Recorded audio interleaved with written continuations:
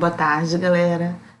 Aqui quem está falando é a professora Mônica Lopes e hoje a gente vai falar sobre os vermes, né, plateumintos. Esse tipo de verme, né, são vermes que eles têm na sua estrutura dorso-ventral, eles são achatados. Esse tipo aí, né, de filo, eles têm como representantes as tubelárias, né, elas são como característica, no caso delas, né, elas têm existência de cílios ventrais. Então, esses cílios são úteis para a sua locomoção. Como exemplo representante aí, a gente pode utilizar a planária. Outro tipo também é o trematoda, né? Esse tipo aí ele tem a característica, tem ventosas e não tem cílios. Eles são exemplos aí, esquistosomosa. Outros exemplos que a gente tem é o cestodia, né? São ventosas, eles possuem ventosas, essa classe aí, e essas ventosas servem como gancho. Como representante, né, desse filo, nós temos a tênia, tá? E nós temos outra que é a motogênia, né, que vai possuir ventosas também, né? Ela já possui ganchos semelhantes ao tubelários, né? São ectoparasitas, tá? E aí nessa classe, ectoparasitas, no caso de peixes, né? De anfíbios e de répteis. Além, né, de tecidos assim diferenciados, os plateumintos eles têm assim órgãos que eles são definidos, né? E eles têm assim três tecidos embrionários. O mesoderma, né, que fica localizado entre o ectoderma, o endoderma. Outra característica evolutiva, ele é de simetria bilateral. Possui também, né, eles realizam a digestão extracelular e intracelular. Não possui sistema cardiovascular, né? A cavidade digestória dele, né, geralmente ele facilita essa distribuição de nutrientes. Nos plateumintos, gente, a excreção de resíduos metabólicos, né, deles, eles têm túbulos. Esses túbulos são ramificados. O nome desses túbulos, dessas estruturas, são protonefrídeos. Prostonefrídeos. Desculpa, gente, até o nome, né, às vezes fica um pouco difícil de ser falado.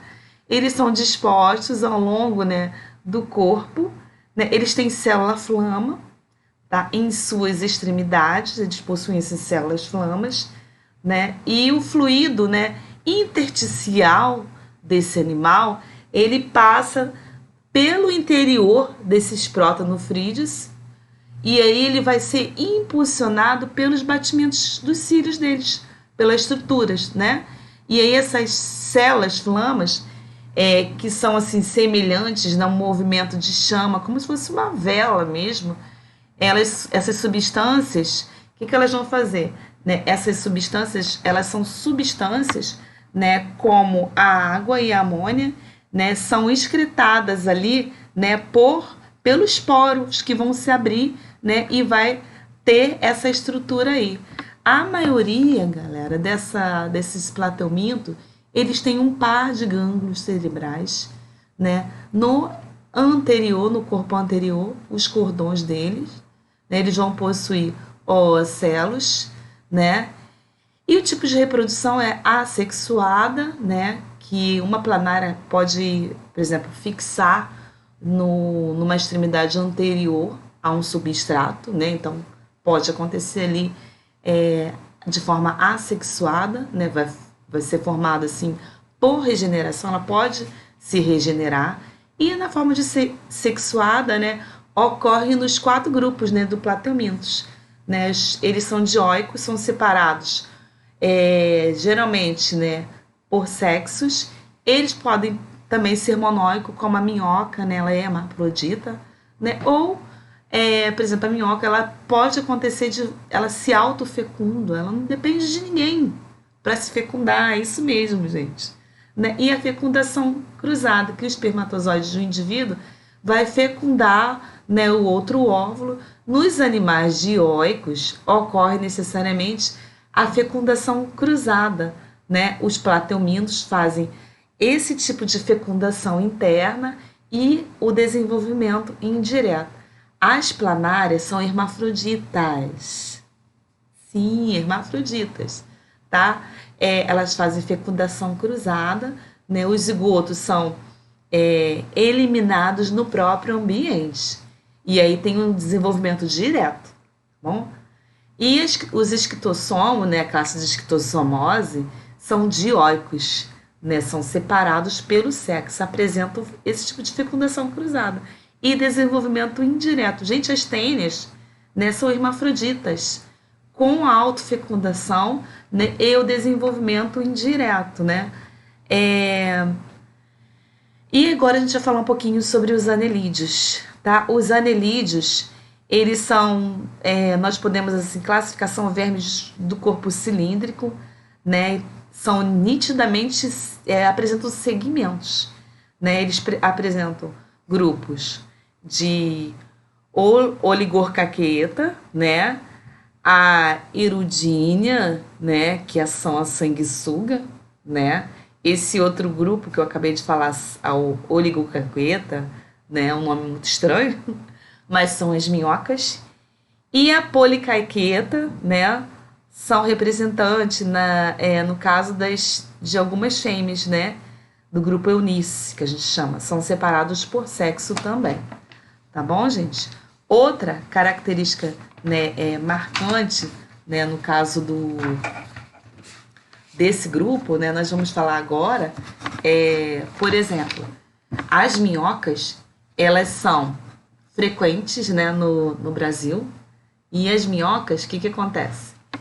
Ela, na sua epiderme, é muito fina, né, e permanente ali no ambiente úmido, né? Ela possui anéis, né, que no seu interior, nesses anéis, eles têm uma coloração meio clara, né, e o critelo, né, que são relacionados à reprodução.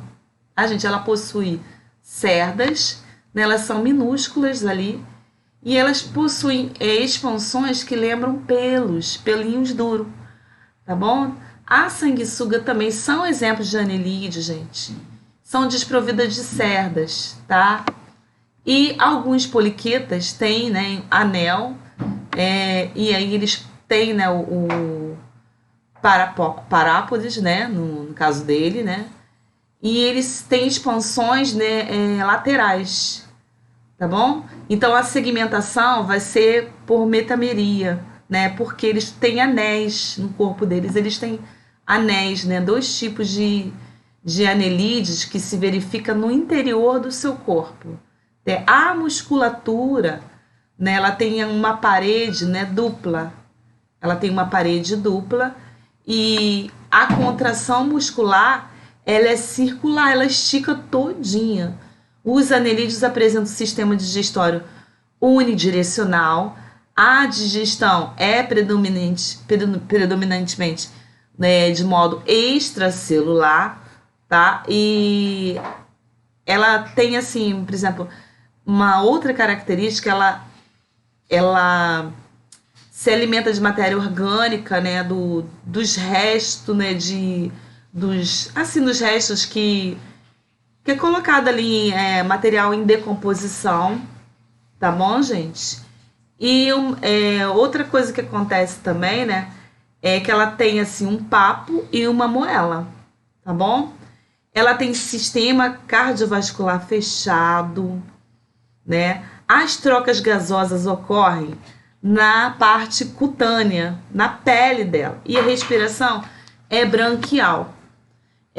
Outra coisa também que acontece, né, nesse metanefrídeos, né, por exemplo, na excreção dos anelídeos, esses túbulos, né, é que de uma extremidade de um túbulo, tem uma forma de um funilzinho, né, e sua borda possui 2 cílios que tem uma extremidade, né, por exemplo, a extremidade que vai medir os batimentos cardíacos, né?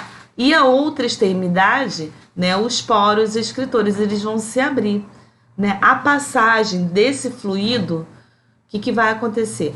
A água vai passar os íons, né, são reabsorvidos e vão ser devolvidos no sangue, tá bom? Então, o sistema nervoso tem gânglios cerebrais, vão ter cordões, né, que a gente chama de cordões ou ventrais, né, longitudinais. Tem ocelos, que são detectores, elas conseguem detectar a presença de luz, né, de receptores químicos, porque é uma estrutura assim, como se fosse estrutura tátil dela, né? Os poliquetas, né, têm reprodução assexuada, o desenvolvimento direto e indireto, e a fecundação cruzada. Tá legal, galera? Então, por hoje, nós ficamos por aqui. Até o nosso próximo encontro.